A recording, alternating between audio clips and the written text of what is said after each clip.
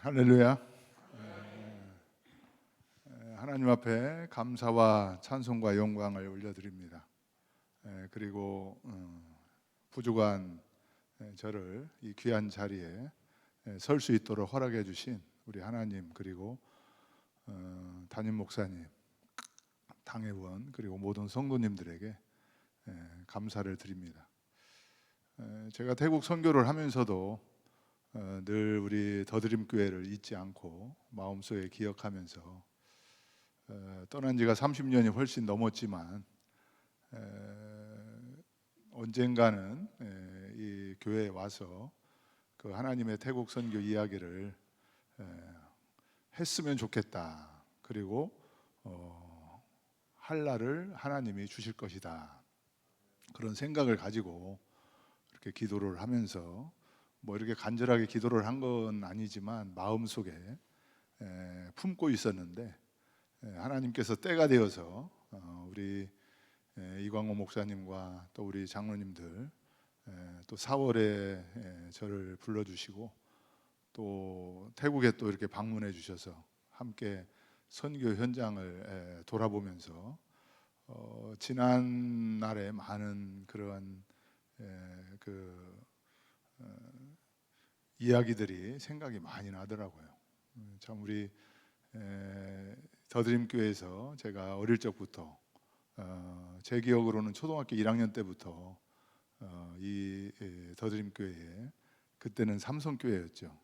그래 출석을 하면서 이렇게 다녔는데, 그러다가 거의 한 30년이 아니라 한 20년 가까이 열심히 이 더드림교회에서 예배드리고 또 신앙을 키워가고, 또 제 기억으로는 제가 마지막으로 아마 소찬영 목사님한테 세례를 받은 것 같아요. 그리고 나서 이제 소 목사님이 쓰러지시고 그렇게 하셨는데, 그래서 저는 태국 선교 현장에 있었고 교회를 떠난 지가 30년이 넘었지만 교회를 잊지 않고 기억하고 있었는데, 참 하나님의 때가 되어서 또 하나님의 그러한 인도하심에 순종해서 또 우리가 함께 이렇게 만날 수 있는 기회를 주신 것은 순전히 하나님의 은혜라고 생각을 합니다. 저는 어릴 적에 제가 초등학교 1학년 때 홍도동에 살았어요. 홍도동에 살면서 시골에서 이사 와가지고 정말로 가난하게 홍도동에 살면서 제 기억으로 저희 앞에 이제 큰 밭이 있었고, 그 밭 건너편에 그 이종희 장로님이 집이 있었죠. 이종희 장로님네는 집이 컸어요.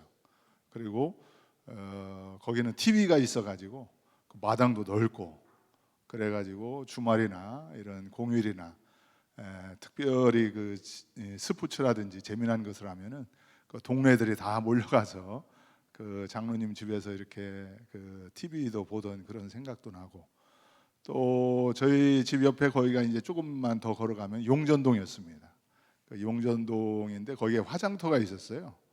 그리고 화장터가 있어서 이제 밭이 없어가지고 저희 형제들이랑 거기서 이제 고구마를 심어가지고 거기서 이제 고구마를 캐다가 보게 되면은 해골이 나오고, 그다음에 엉덩이 뼈가 나오고, 또 머리카락이 나오고, 그럼 또 그 이 뼈 가지고 또 그 해골 이렇게 치는 것도 하고, 뭐 거기서 그렇게 하고, 또 저쪽 가양동인가 어쪽으로 조금 더 걸어가게 되면은 그 문둥 나환자 이런 집성촌이 있었습니다. 그래서 그분들이 이렇게 손도 잘 없는데 그분들한테 이제 자립하는 것을 가르쳐 주기 위해서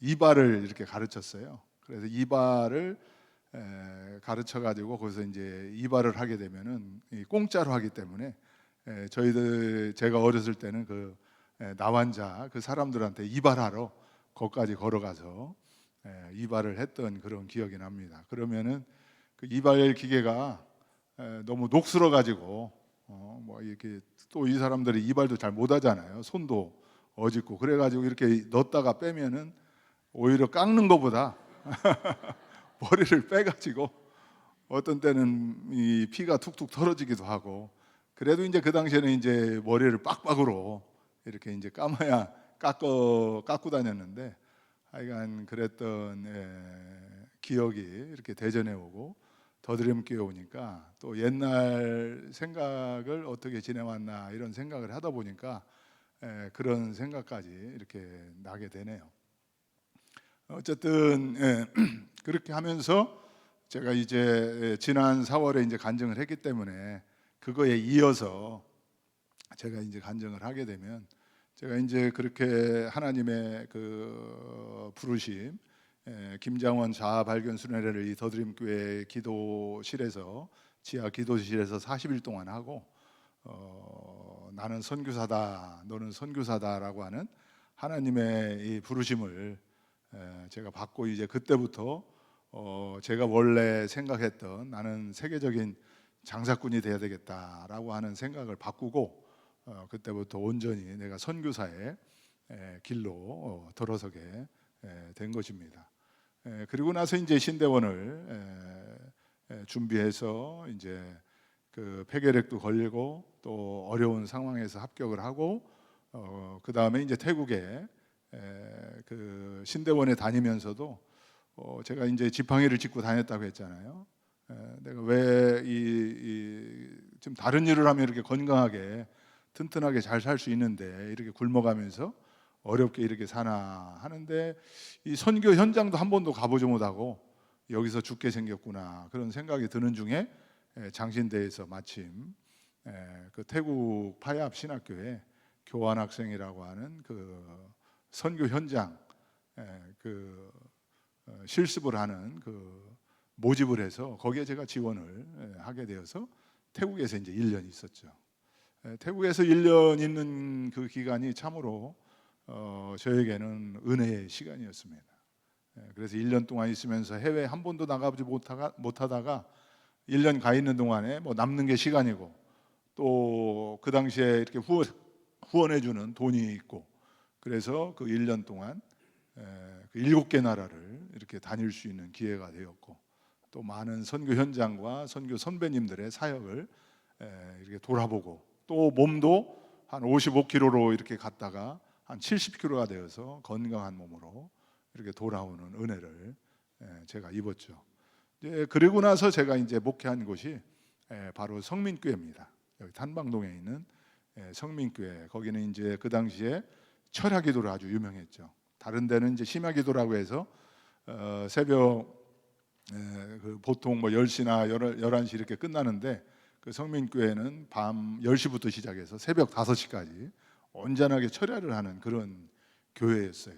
그래서 제가 교육 전도사를 하면서 서울에서 왔다 갔다 하고, 그 교회에서 3년 동안 그 교육 전도사를 했습니다. 거기서 참 많은 훈련을 받았죠. 그리고 저희 아내도 그 성민교회에서 만난 겁니다. 그리고 이제 거기서 결혼을 하고 신대원 3학년 때 대전제일교회로 와서 1년간 그 교육 전도사로 사역을 하면서 중등부를 맡아서 하다가 아이를 낳고 이제 신대원 졸업하면서 1994년도에 인동교회로 갔죠.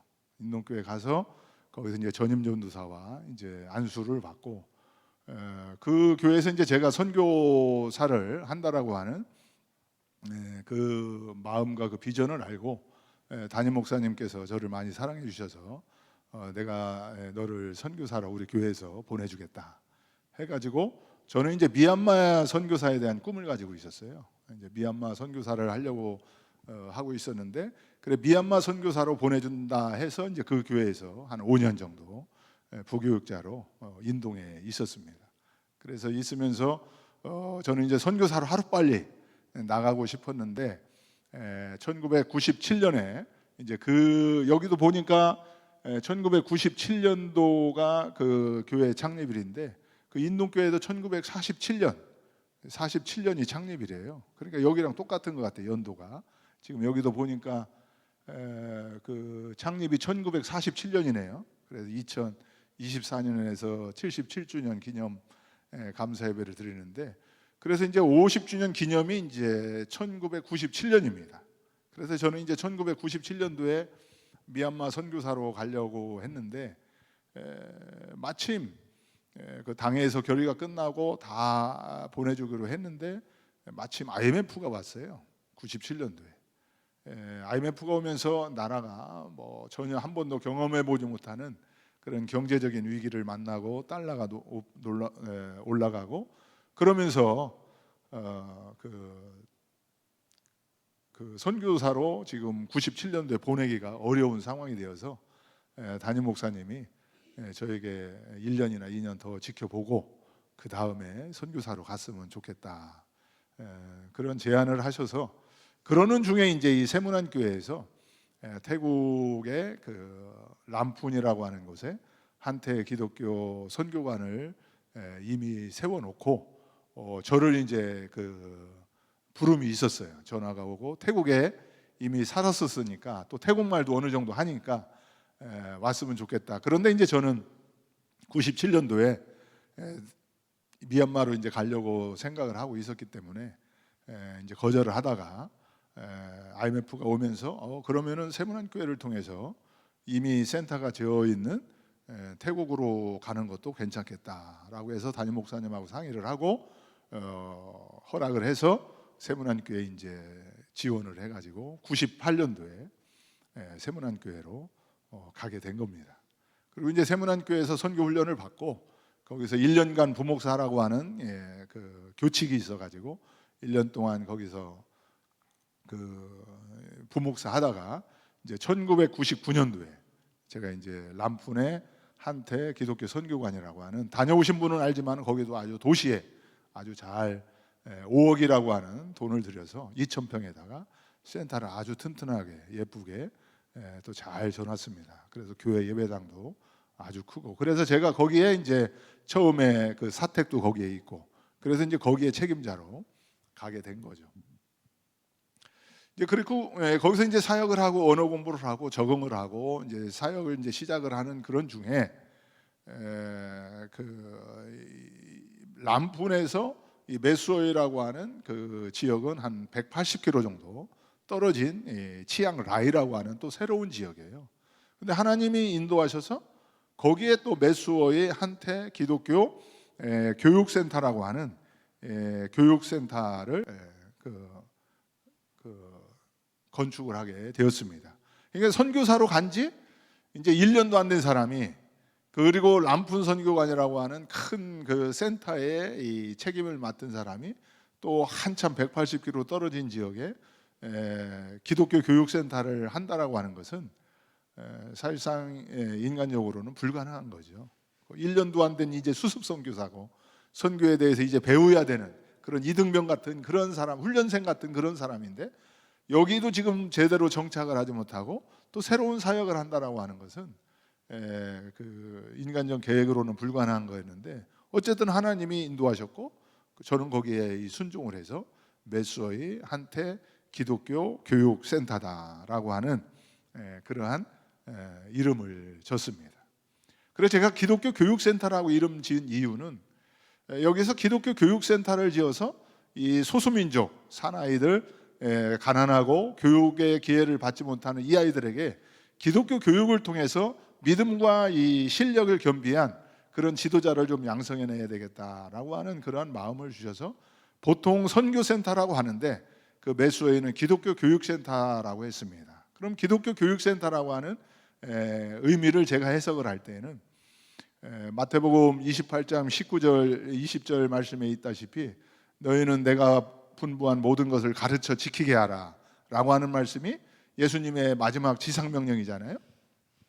이 지상명령이 가르쳐 지키게 하라. 그래서 기독교 교육이라고 하는 것은 지킬 때까지 가르치는 것이다. 그러니까 이 지키는 데 포커스가 있는 것이지 가르치는 것도 중요하지만 이게 지켜서 행하는 삶으로 나타나는 것이 중요하다라고 해서 이 지키려고 하면 어떻게 해야 돼요? 계속 훈련해야 되는 거죠. 훈련하고 또 반복하고 또 계속적으로 해야 그게 몸에 배야지만이 그게 이제 지켜지는 이제 그런 훈련을 하게 되었는데 그래서 이제 이 사나이들을 정말로 가난하고 또 그 13살, 4살 이렇게 되면은 결혼하는 아이들, 정말로 이 동물적인 어떤 본능에 의해서 이렇게 살아가는 그 당시 아이들을 2001년도에 아이들을 한 50명 받아서 처음에 기숙사 사역을 시작을 했습니다. 그래 이제 기숙사 사역을 해서 정말로 그 아이들이 아무것도 이렇게 모르고 또 왜 공부를 해야 되는지, 왜 사는지 한 번도 부모님들한테 칭찬받아 본 적도 없고 누구한테 잘했다라고 인정받아 본 적도 없고, 그러니 그 사람에 대한 기본적인 자존감이 전혀 없는 그런 학생들이에요. 근데 이제 그 아이들을 받아놓고 어느 날 한 학생이 지나가다가 저한테 갑자기 질문을 하는 거예요. 아짠, 아짠이 이제 뭐 목사님 이런 말입니다. 그래서 아짠 하면서 저한테 질문하는 것이, 바다가 진짜 있습니까? 그러면 바다가 진짜 있습니까? 미 탈레 찡마이.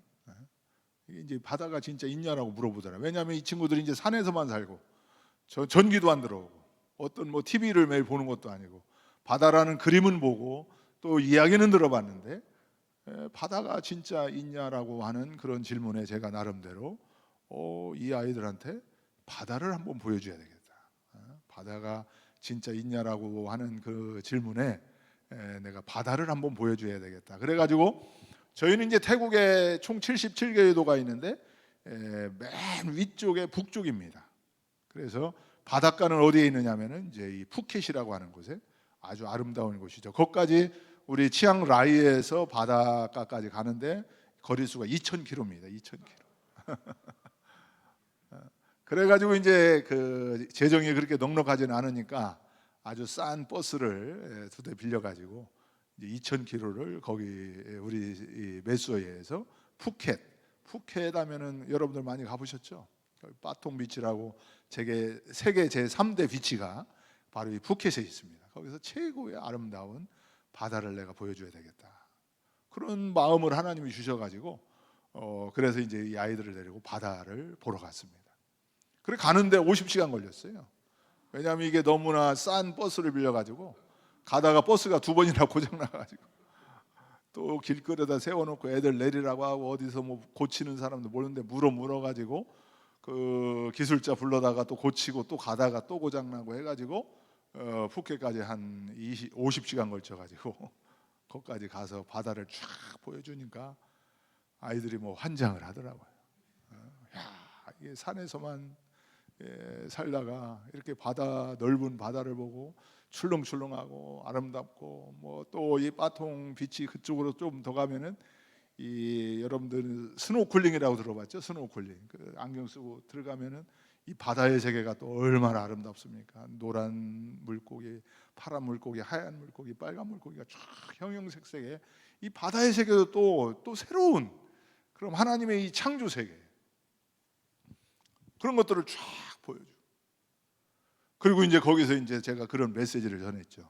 너희들 바다가 진짜 있냐라고 나한테 질문했는데 내가 너희들한테 질문하고 싶은 게 그러면은 천국은 진짜 있냐?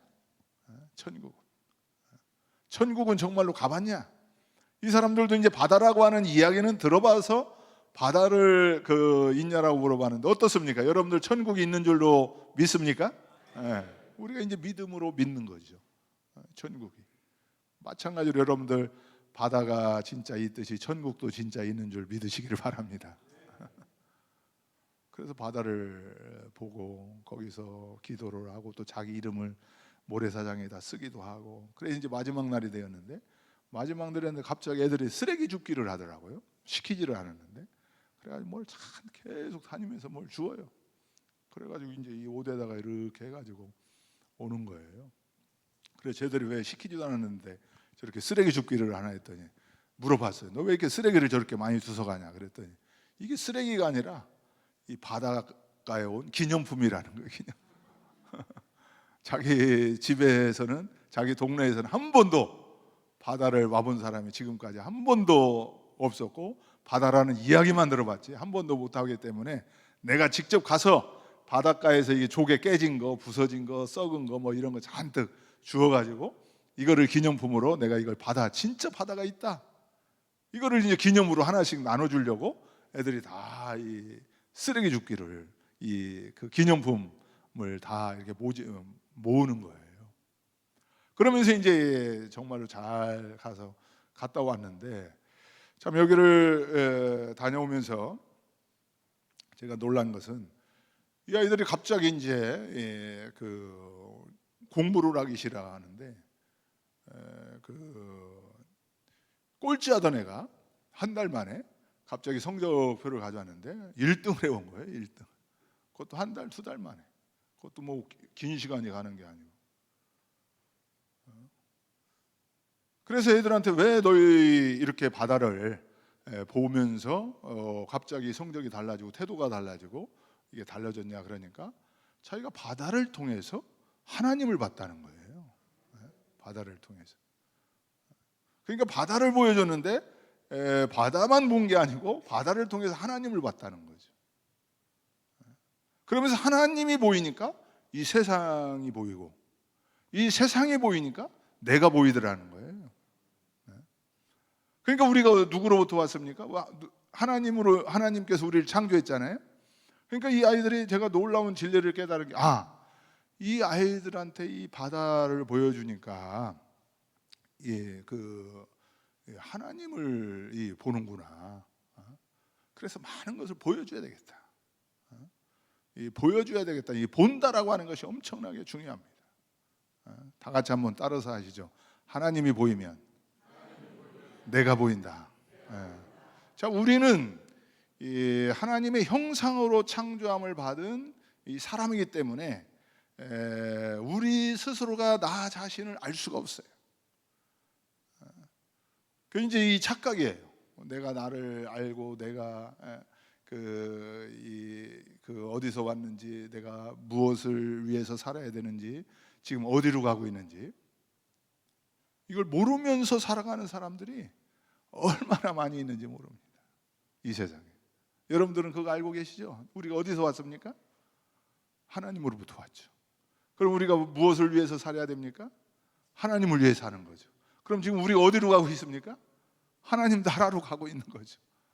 이게 아주 단순한 진리인데, 옛날부터 이 철학자들도 이 부분에 있어서 계속 이 질문 가지고 한 거예요. 그 철학자들의 질문이, 나는 누군가, 나는 어디서 왔나, 뭐 키에르케고라든지 이런 사람들이 다 그 질문에도 평생 철학해도 그거 알지 못하면, 하나님을 보지 못하면 내가 나를 보지 못해요. 내가 누군지를 알 수가 없어요. 왜냐하면 우리는 하나님의 형상으로 창조함을 받았기 때문에 반드시 내가 누군지를 알려고 하면은 하나님을 먼저 알아야 되는 것이고, 하나님을 먼저 보여야 된다라고 하는, 이것이 바로 자연계시입니다. 자연계시. 이 계시라고 하는 게 이제 본다는 말이잖아요. 그래서 이제 이 자연계시라고 하는 것이 있고, 그래서 산을 보고 자연을 보고 이 주변 환경을 보면서 이 천지 만물을 보면서 하나님의 창조한 그 천지 창조를 보면서도 하나님을 보지 못하는 사람이 얼마나 많이 있습니까? 이것이 우연이 됐다고 하고, 진화론적인, 이 진화론적인 사고와 이 창조론적인 사고는 너무 틀려요. 그런데 우리는 이런 진화론적인 사고에서 우연히 어떻게 될 것이다라고 하는 막연한 시간이 지나면, 세월이 지나면, 내가 나이가 먹으면, 뭐 고등학교 졸업하면, 대학교 졸업하면 뭔가 어떻게 되겠지, 이게 다 진화론적인 사고. 여기서 우리가 영향을 받아서 그런 생각에 우리가 사로잡혀서 살아가는 거예요. 그래서 하나님이 보이니까, 이제 내가 보이니까 어떻게 돼요? 세상이 보여요. 그러니까 내가 지금 뭐를 해야 되는지 아는 거예요. 내가 보인다라고 하는 거, 하나님 앞에서 나를 왜 이 땅에 보내셨나? 하나님이 독생자 예수 그리스도를 왜 이 땅에 보내셨습니까? 우리 살리라고 보내신 거예요. 영생을 얻게 하려 하시면, 이것이 바로 하나님의 창조 비전입니다. 창조 비전. 처음부터 하나님께서는 우리들에게 영생을 얻게 하려고 하시는 이 하나님의 창조 비전을 가지고 이 우주 만물을 다 창조를 하신 거예요. 그래서 이 자연 계시를 통해서, 이 자연을 통해서 우리가 하나님을 반드시 볼 수 있어야 됩니다. 그래서 하나님을 찬양하는 거예요. 하나님의 영광이. 별을 보고 달을 보고 해를 보고 비 내리는 것을 보고 이 자연 현상을 보고 다 이게 하나님의 우리 사람을 살리기 위해서 이 천지 창조를 했다라고 하는 사실을 우리는 늘 감사해야 됩니다. 이것이. 그리고 두 번째 계시는 뭐예요? 하나님이 보여지는 게 뭐예요? 특별 계시죠. 특별 계시. 특별 계시는 뭡니까? 말씀이죠. 우리가 왜 말씀 설교를 드려야 됩니까? 또 말씀 공부를 왜 해야 됩니까? 왜 우리가 성경 공부를 왜 해야 돼요? 왜 우리가 큐티를 해야 됩니까? 그 말씀 공부를 통해서 이 성경 말씀은 정말로 하나님을 보여주는 특별 계시.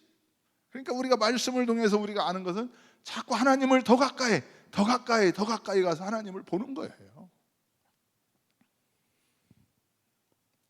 그리고 이제 세 번째로는 역사 계시죠. 이제 나의 살아온 인생, 그 지구의 역사, 또 내가 살아온 인생, 이 사람이 살아온 인생, 우리가 간증을 많이 하잖아요. 이런 일이 있었다, 저런 일이 있었다. 오늘도 제가 하는 것은 하나님의 저의 이야기가 아니라 이것은 하나님의 이 선교 이야기입니다. 그러니까 이제 역사인 뭐 제가 지금 이런 것을 하려고 하는 것이 아니라 이제 중요한 것은 바로 이 자연을 보니까 하나님이 보고 하나님이 보이니까 어떻게 돼요? 내가 보이고 내가 본다는 거 하는 건 뭐예요? 본다라고 하는 게 뭡니까? 이게 바로 비전입니다. 비전. 비전의 영어의 의미가 뭡니까? 비전이. 제가 그 사전을 찾아보니까 비전은 본다, 보기 뭐 이런 말이에요. 비전. 영어로 그 비전이 있잖아요. 이건 영어입니다. 영어. 한국말로 하게 되면 이게 이제 본다라고 하는 거예요. 이게 바로 비전이에요. 그러니까 이 비전을 우리가 갖는다라고 하는 것은 하나님을 갖는다는 것이고 하나님을 본다는 것이고 하나님을 본다고 하는 것이고 내가 비전이 있다라고 하는 것은 내가 누군지를 어디서 왔으며 무엇을 위해 살아야 되고 지금 어디로 가고 있는지를 분명히 알아야 되는 게 이게 비전인데 이 비전을 어떻게 하면은 너 비전을 가져라 하는데 비전은 내가 갖는 것이 아니고 내가 찾는 것이 아니고 반드시 이 비전이라고 하는 것은 변하지 않는 겁니다. 하나님의 비전은 영원히 변하지 않는 거예요. 이거 바뀌지 않아요. 하나님께서 아담과 이브를 창조하시고 근데 아담과 하와가 불순종했죠. 타락했죠. 그래서 하나님의 비전이 이게 잘못 삐뚤어지려고 그랬어요. 하나님의 비전. 근데 하나님의 비전은 이게 바뀌지 않아요. 그래서 독생자를 보내신 거예요. 그 비전을 끝까지 이루기 위해서. 그래서 우리가 이 비전을 품게 되면은 비전이라고 하는 것은 때마다 나이마다 상황마다 바뀌는 게 아니에요. 끝까지 가는 겁니다. 그래서 우리가 하나님을 보는 것이 우리가 너무나 중요합니다. 왜냐하면 우리는 하나님께서 우리를 무엇으로 창조했어요? 하나님의 형상. 형상이 뭡니까? 이미지죠. 그럼 어떤 하나님의 형상이겠어요? 하나님은 누구십니까? 그 요한일서에 보게 되면은 사랑하는 자들아 우리가 서로 사랑하자. 사랑은 하나님께 속한 것이니 사랑하는 자마다 하나님으로부터 나서 하나님을 알고 사랑하지 아니하는 자는 하나님을 못하나니 이는 하나님은 사랑이시다. 하나님은 사랑이시다. 그러니까 하나님은 사랑이에요. 그러니까 이 하나님의 형상으로 우리를 창조함을 받았다라고 하는 것은 우리를 사랑으로 창조했다는 거예요. 그러니까 우리가 쉽게 말하면 사랑 덩어리라고 하는 거죠. 덩어리.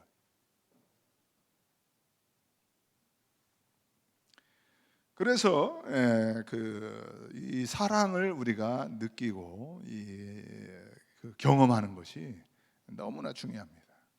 하나님의 이 사랑. 하나님은 여러분을 사랑하십니다. 믿습니까? 자, 한번 따라서 한번 해보시죠. 하나님은 나를 사랑하신다.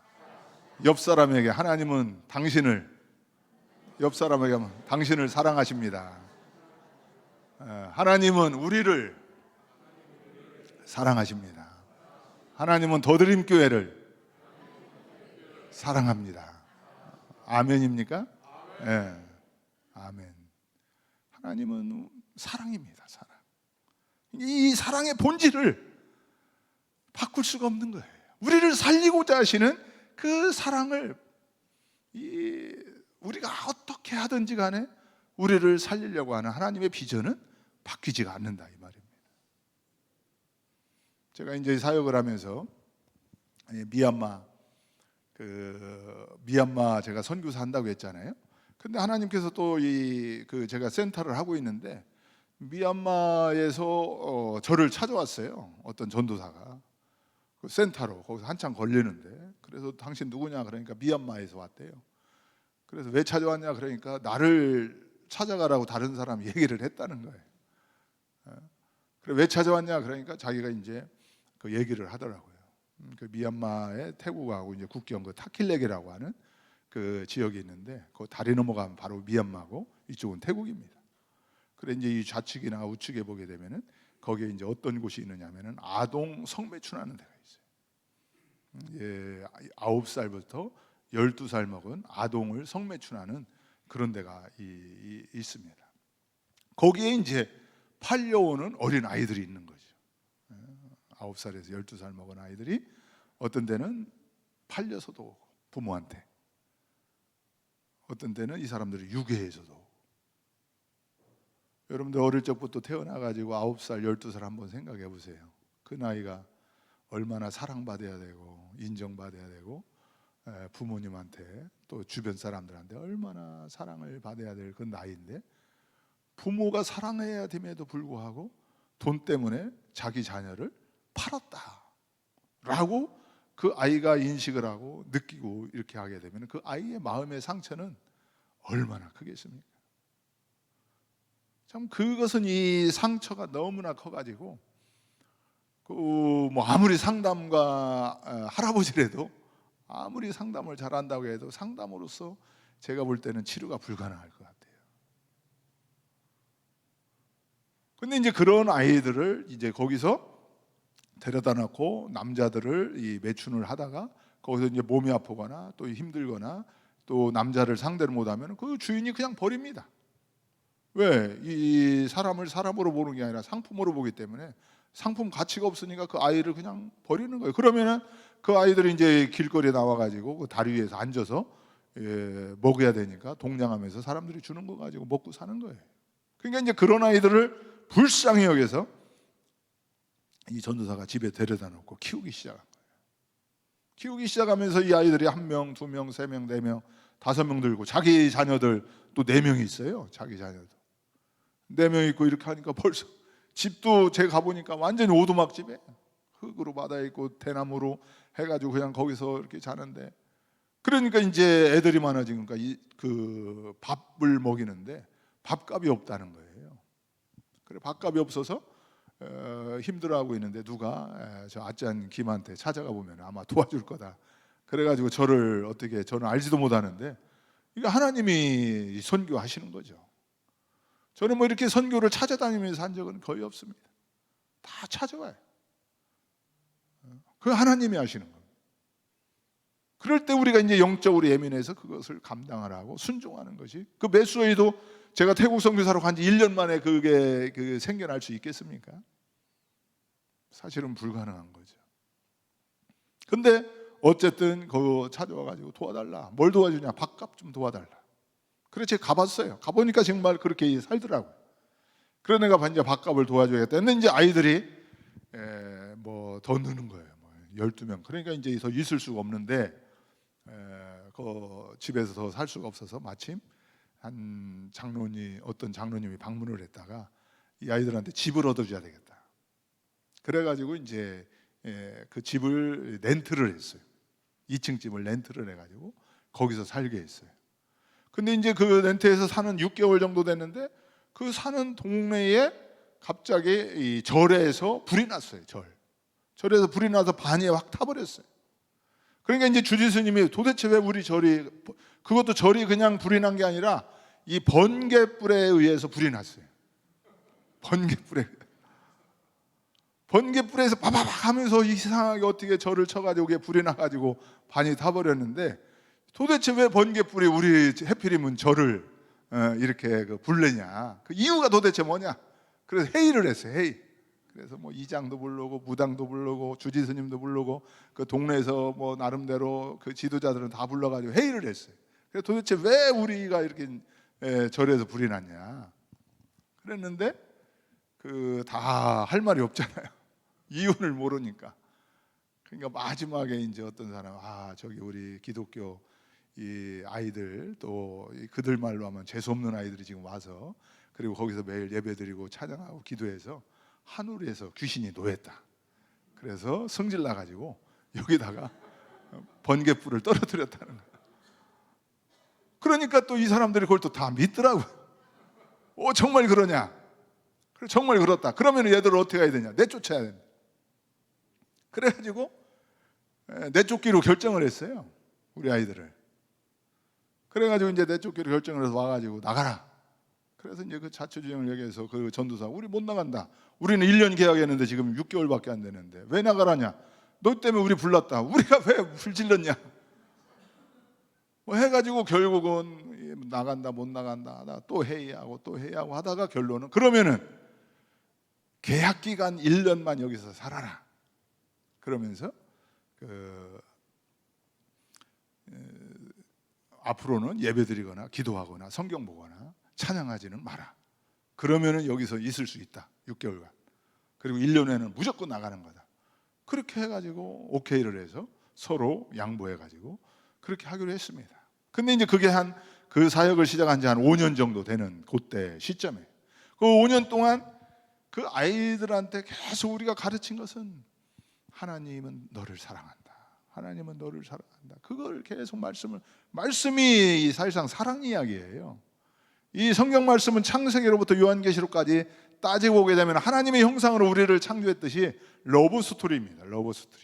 마지막까지 이 사랑의 그 관점 없이 이 성경을 이해할 수가 없습니다.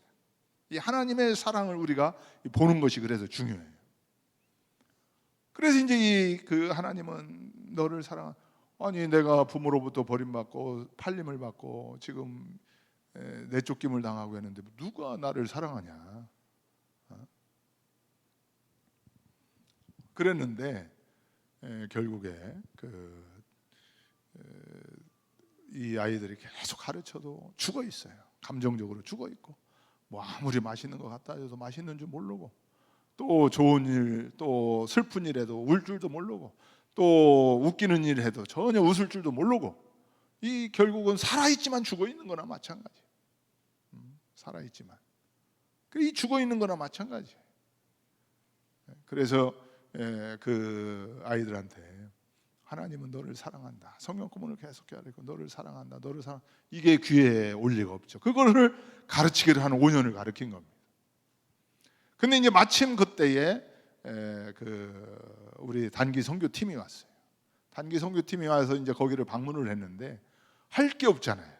왜냐하면 거기서 율동을 할 수도 없고 찬양을 할 수도 없고 기도를 할 수도 없고 예배를 드릴 수도 없고 하니까 할 게 없는 거예요. 그 아이들을 만났는데 멀뚱멀뚱 언어도 안 되죠. 멀뚱멀뚱 얼굴만 쳐다보고 있는데 갑자기 제 이 머릿속에 이 아이디어가 하나 생각이 나더라고요. 애들한테 둘씩 우리 한국 사람 하나, 그 다음에 그 미얀마 사람 하나 해가지고 둘씩 이렇게 짝져가지고 화장실을 들여보내야 되겠다.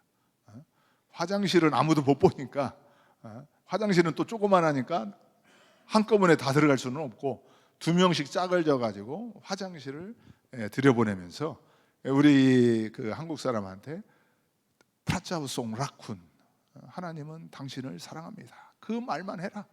뭐 다른 말 할 수도 없고 복잡하고 그래서 프라차우송 라쿤 하나님은 너를 사랑한다. 이 말만 해라. 그래가지고 화장실을 2명이 이제 짝져가지고 서로 안아주면서 하나님은 너를 사랑한다라고 하는 그 얘기를 했어요. 했는데 갑자기 거기서 성령님의 이 강한 임재함의 역사함이 나타났어요. 그리고 우리는 모르고 이제 밖에서 서 있어서 애들이 언제 나오나 했는데 한참 걸려도 잘 안 나오더라고요. 왜 이렇게 안 나오나 했는데 조금 이따 나오는데 막 울면서 나와요.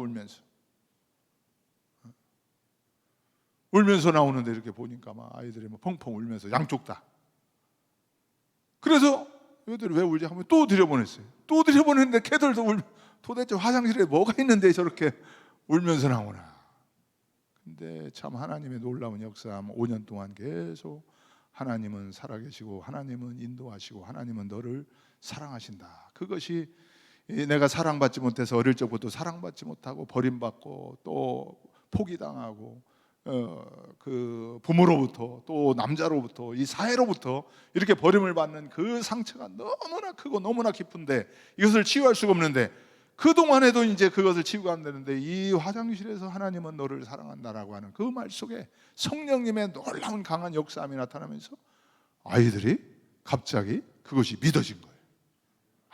하나님은 나를 사랑하는, 그러니까 다른 이 세상 사람들은 나를 사랑하지 않는다 할지라도 하나님은 나를 사랑하시는구나. 그래서 독생자 예수 그리스도를 이 땅에 보내주셨구나. 그래서 우리를 영생을 얻게 하려고 하셨구나. 이것이 믿어진다는 거예요. 그러니까 막 눈물을 흘리면서 서로 하면서 부둥켜 안고 나오는 거예요. 그래 나오더니만 그렇게 하면서 들어가던 아이들마다 이런 역사가 일어나. 너무나 이 놀라운 기적과 같은 하나님의 은혜였습니다. 그래 나오더니만 아이들이 달라지기 시작해요. 이제는 살아나는 겁니다.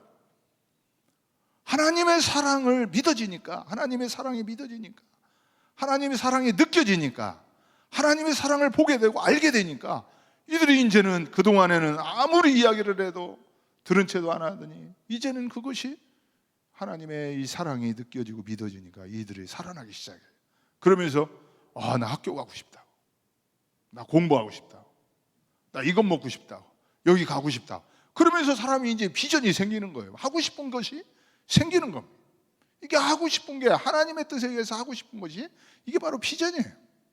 그래서 이게 생기니까 나 공부하고 싶어. 너 왜 공부할래? 왜 공부하려고 하냐? 그랬더니 내가 공부를 해야 나는 간호사가 되고 싶다. 그래서 또 물어봤어요. 왜 간호사가 되려고 하냐? 간호사가 되어서 어려운 사람들, 이 사람들을 내가 살리고 싶다. 이게 바로 비전이에요. 하나님의 사랑이 느껴지는 사람은, 하나님의 사랑이 믿어지는 사람은 비전이 생겨요. 꿈이 생기는 걸 내가. 그래서 그 어떤 아이들은 내가 공부를 해서 신학교를 가야 되겠다. 그래 신학교 가서 뭐 할래? 말씀을 통해서 죽어가는 영혼들을 내가 살려내겠다. 그런 분명한 구체적인 하나님의 비전이 이들의 이제 비전이 되는 것이죠. 그래서 정말로 이 놀라운 경험을 제가 했습니다. 그래서 거기에서 이제 그 아이들을 공부를 시키고 나중에 이제 한 10년 후에 그 아이가 이제 졸업을 하고 정말로 간호사가 되었어요. 그래서 그 병원을 제가 찾아가 봤습니다. 그 어릴 적부터 알잖아요. 그 아이가 어떤 아이였는지. 그러던 아이가 하나님의 사랑이 믿어지면서 비전이 생기고, 하나님을 보게 되면서 비전이 생기고 꿈이 생겨서 공부를 하게 되고, 그 다음에 간호사가 되고. 간호사가 끝이 아닙니다. 보통 우리는 간호사, 판사, 검사, 아니면은 사업구, 사업자, 여기서 끝나는데 거기서 끝나면 안 돼. 그럼 그 돈을 벌어서 뭘 하려고 하느냐? 간호사가 되어서 뭘 하려고 하느냐 할 때, 이 아이는 내가 어려운 사람, 내가 살리는 사람이 되고 싶다. 하나님이 나를 사랑했듯이, 하나님이 나를 살렸듯이 이제는 내가 하나님의 사랑을 통해서 그들을 살려주는 사람이 되고 싶다 해서 그러던 죽어가던 아이들이 하나님의 사랑을 믿고 이제 비전이 생겨서 정말로 간호사가 되고 목회자가 된 겁니다. 여러분, 하나님의 사랑이 믿어지면 비전이 생겨요. 꿈이 생겨요. 왜? 하나님께서 비전이 있기 때문에 그렇습니다.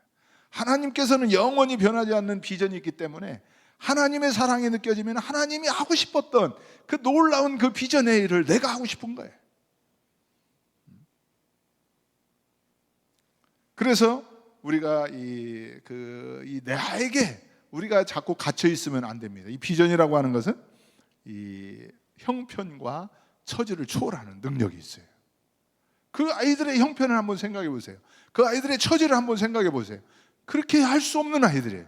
근데 그런 아이들이 이제 하나님의 사랑이 믿어지면서 형편과 처지를 극복하고 초월해서 이제는 내가 오히려 자기 살기도 어려운데, 자기 살기도 힘든데 다른 사람을 살리겠다라고 나서는 그런 꿈이 생기는 거예요.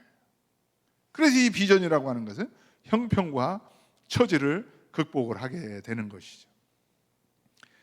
저도 이제 이 선교 사역을 하면서 여러 가지 어려운 일들이 많이 있었는데 오늘 이야기를 하고 마치도록 그렇게 하겠습니다. 저도 이제 2001년도에 그 메소이 센터를 하면서 여러 가지로 어려웠어요. 쉽지 않았어요. 많은 위기가 있었어요. 그것을 뭐 여기서 다 얘기할 수는 없었는데 이제 그렇게 힘들게 사역을 이렇게 하는 중에 저희 아내가 이제 한국을 3년 반 만에 방문을 했습니다. 방문을 했는데 갑자기 저에게 이 국제 전화로, 그 당시에는 카톡 이런 게 없었으니까 국제 전화로 전화가 왔더라고요. 울면서 여보 나 암이래 하면서.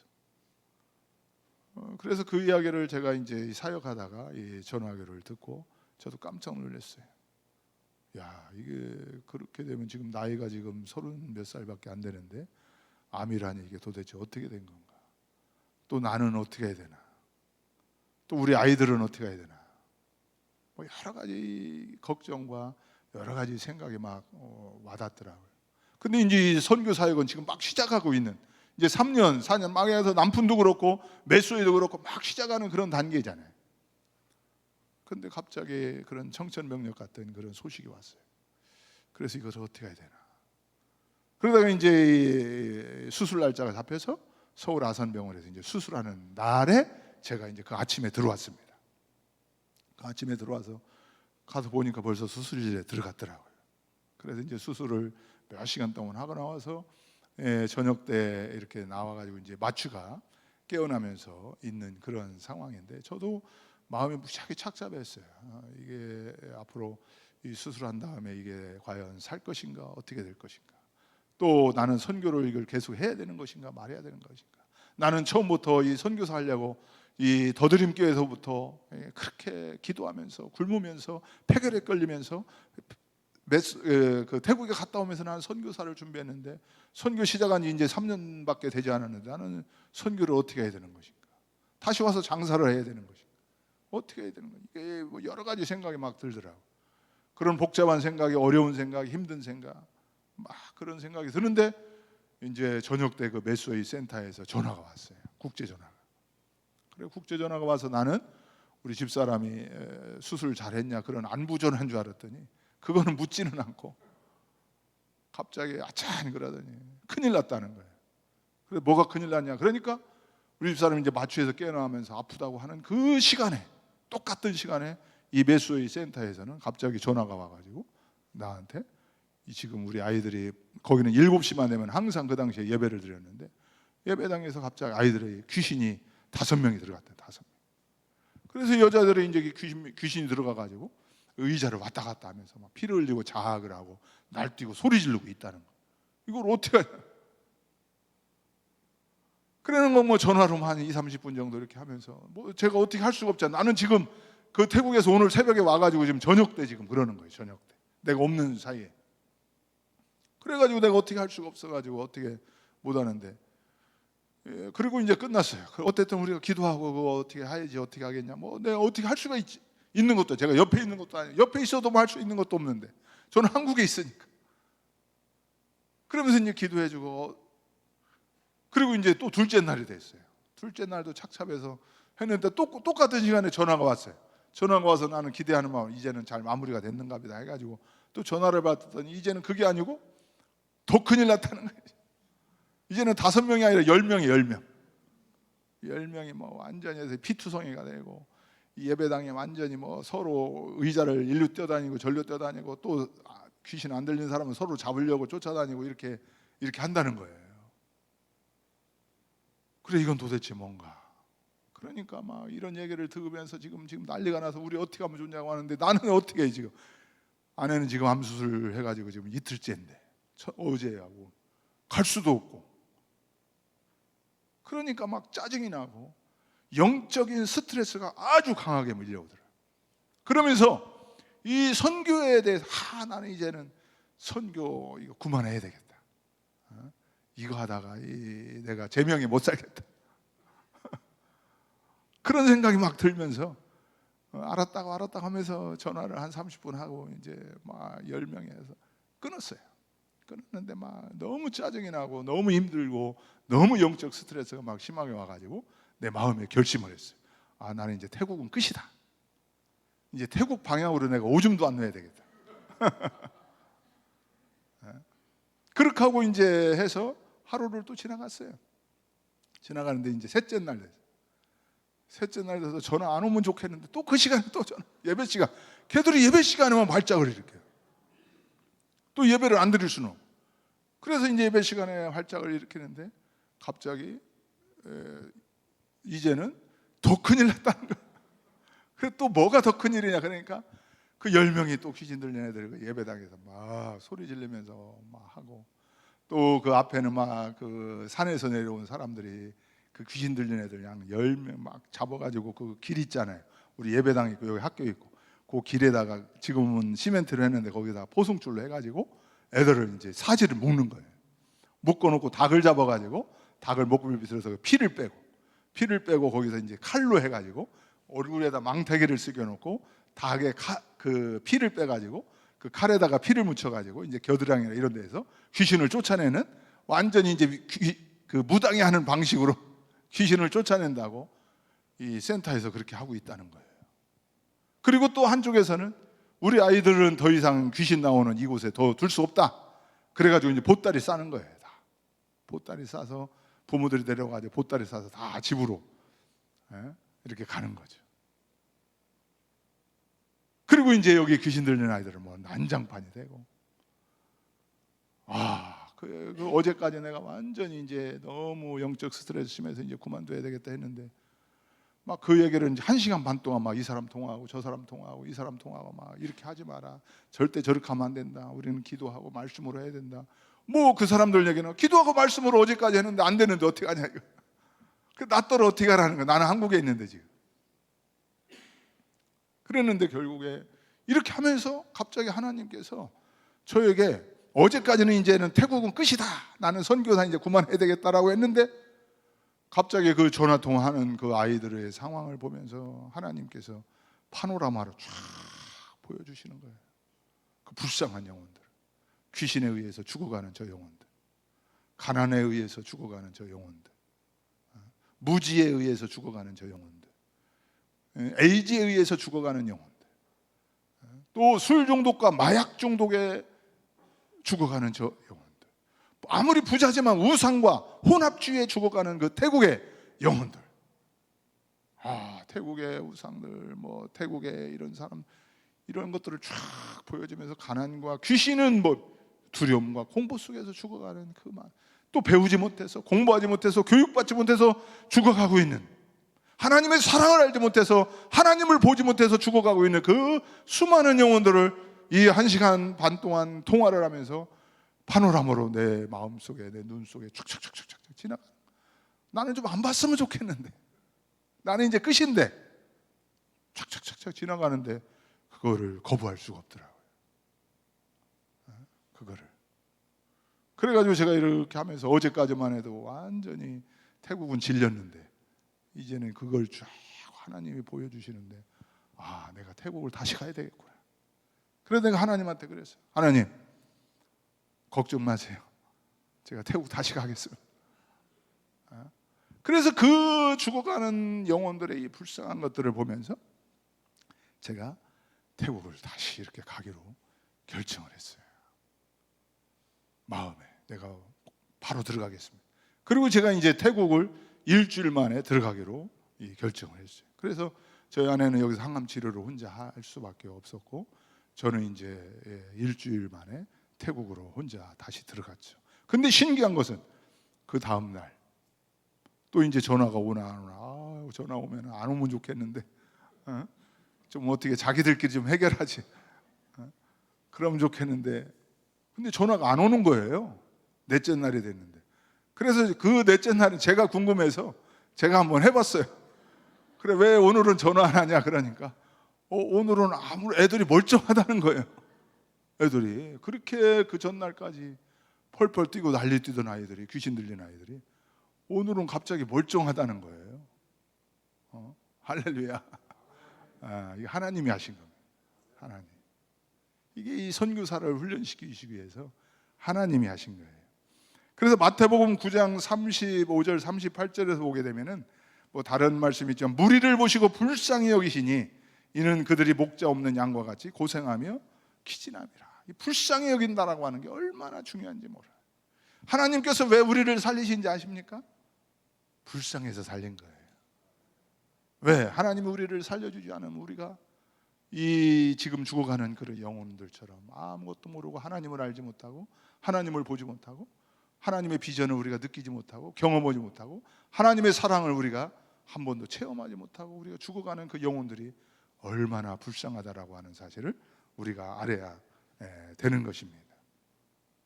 그래서 여기에 우리가 이 불쌍하다라고 하는 여기는 말은 라카밈이라고 하는 말입니다.